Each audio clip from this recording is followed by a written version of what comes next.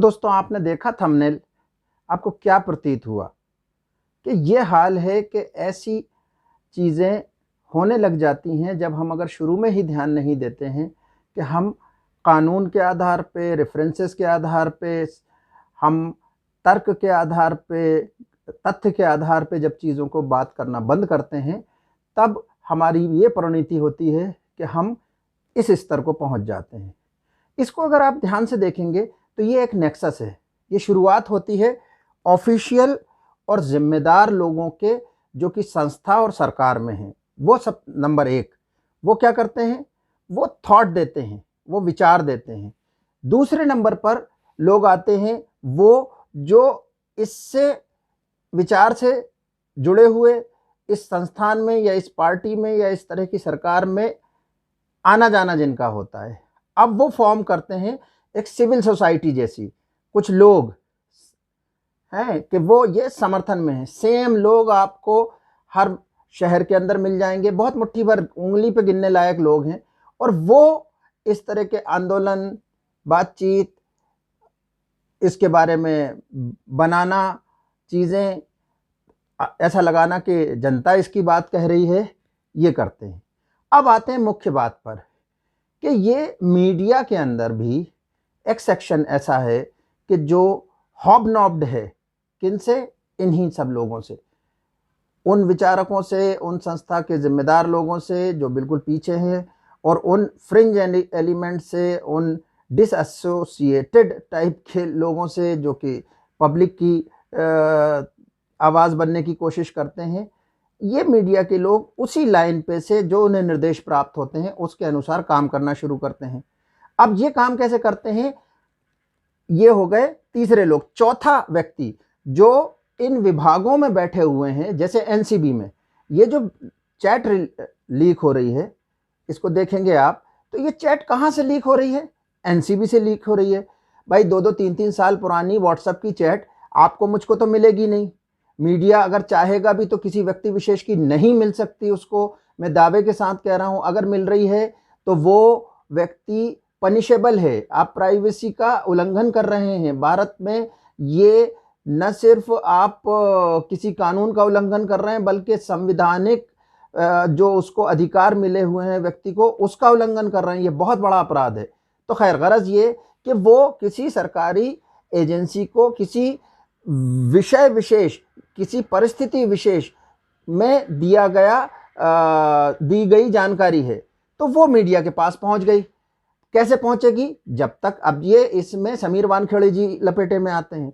समीर वानखेड़े जी का और एनसीबी की अगर ये पलट के शाहरुख खान जी इन पे केस कर दें, तो ये मीडिया हाउस और ये एजेंसी, अभी वो बिल्कुल नहीं करेंगे क्योंकि अभी उन्हें बेल चाहिए, पर मुकुल रोहतगी साहब के अगर ये नॉलेज में आएगा, और अगर ये शाहरुख खान साहब इसको लंबा लड़ना चाहेंगे, कोई लड़ना नहीं चाहता एक्चुअली, सब अपना अपना मामला करना चाहते हैं, और ये देश इसीलिए रसाताल में जा रहा है। तो ये गवर्नमेंट के हर ऑफिस में आपको ऐसे लोग मिल जाएंगे, और ये इस सत्ता के टाइम कुछ ज़्यादा लोग हैं क्योंकि इनको विचारधारा के तौर पे भी लगता है कि भाई फलाना टाइप का देश बन जाए, फलाने टाइप के लोग मुल्लों को ठिकाने लगा दें, वामी कांगी को नेस्त नाबूद कर दें, तो ज़्यादा होंगे। मगर ये हर वक्त मौजूद रहते हैं विभागों के अंदर, एक विशेष प्रकार की सत्ता से लोलुपता जो होती है उसकी वजह से ये अधिकारी मौजूद होते हैं, और ये हर रिस्क लेने को तैयार होते हैं। ये कभी जनता के भले के लिए इतना रिस्क नहीं लिया जाता जितना कि अपने और अपने आकाओं के भले के लिए लिया जाता है। तो ये नेक्सस है, एक विचारक और जो बाकायदा संस्थाओं के, सरकार के, पार्टियों के, संस्थानों के अंदर होते हैं। दूसरे वो लोग जो वहाँ आना जाना रखते हैं और जनता की आवाज़ बनाने का धोखा करते हैं, मीडिया के लोग। और फिर आता है विभाग के अंदर बैठे हुए लोग। अब ये विभाग के अंदर बैठे हुए लोग ही ये सब चैट और ये तमाम चीज़ें देते हैं। आप देखते जाइए कि चैट को आर्यन और अनन्या की ऐसे लीक किया गया है जैसे कि बड़ा चने मुरमुरे जैसा उपलब्ध है। अब ये प्राइवेसी का घना उल्लंघन है। मीडिया ने एनबीए अगर इस पे खुद से संज्ञान ले, ये अधिकतर न्यूज़ चैनल उसके अंतर्गत आते हैं, जो न्यूज़ ब्रॉडकास्टिंग एसोसिएशन है उसके अंतर्गत।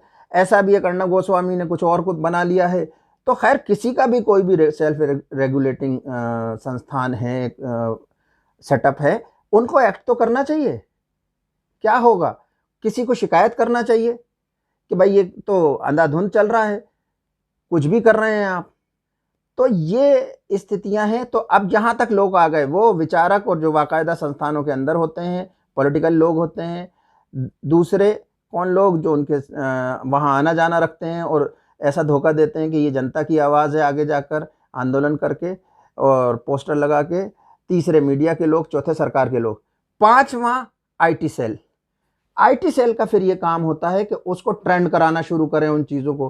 अनन्या की हुई है बात, अभी अभी पता चला है कि उन्होंने ड्रग्स लिया है, ये आपको 5-25 चैनलों पे दिखाई देना शुरू हो जाएगा और वहीं सोशल मीडिया पे ट्रेंड में राइज करना शुरू होगा, दिखाई देगा।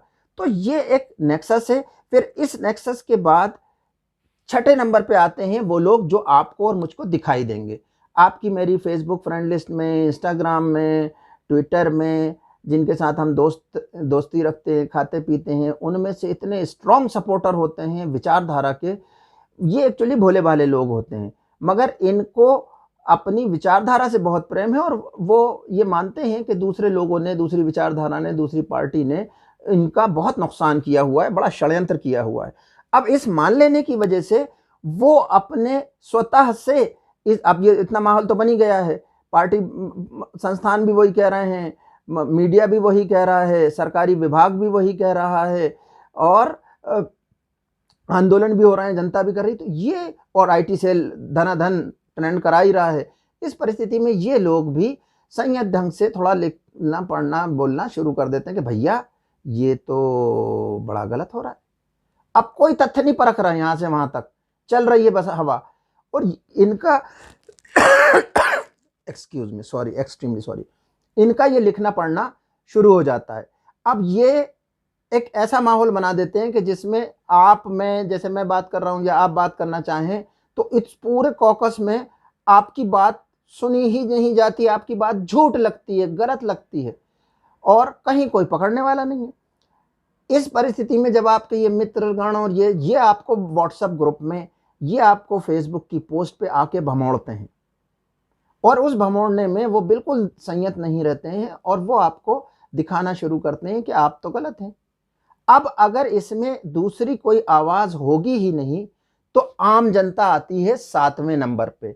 आम लोग जो हैं, आम देखने वाले हैं, वो ये 7वें नंबर के जो लोग हैं, ये बेचारे इनके सामने जो परोसा गया होता है, जो ज्यादा दिख रहा होता है, उसको ही मान के बैठ जाते हैं कि ये सत्य है। ये शायद कुछ ना करें मगर ये रहते हैं अपने आप में और ये फिर अपना जो मन बना लेते हैं। ये जाके उन मीडिया के न्यूज़ के नीचे जो क्या बोलते हैं लाइव चैट होता है, उसमें किसी व्यक्ति की प्रोफाइल पे जाके उसको कमेंट करने में फिर ये आम आदमियों की एक भीड़ होती है। तो अब यहाँ से वहाँ तक ये जो 7 लोग 7वें पे नंबर पे ये जो हैं, इसको कर्व करने की ज़रूरत है। इसमें कोशिश करना चाहिए कि इस नेक्सस को पहचानें और इसको तोड़ें। आम लोग जो हैं वो कुछ थोड़े से 10% लोग होंगे जो यहाँ तक पहुँचते हैं 7वें नंबर तक।